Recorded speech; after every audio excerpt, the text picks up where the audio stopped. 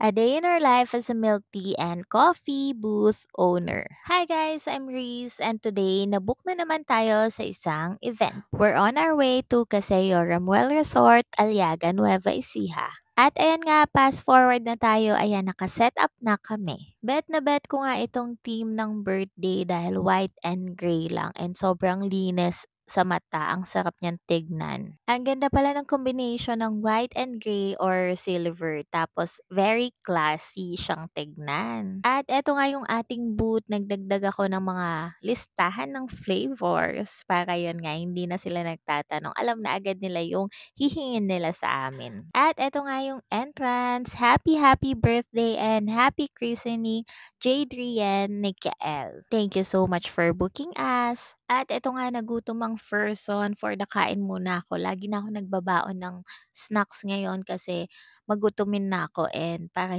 iwas sakit ng tiyan. Kaya ayan, may baon na tayong biscuit, wafer pala. Tapos eto, tuwan-tuwa nga ako panoorin yung mga pag-games nila, nakakatawa talaga. So, kailangan isuot yung diaper na hindi mo gagamitin yung kamay mo. Ayan, kanya-kanyang bukaka sila, o 'di ba?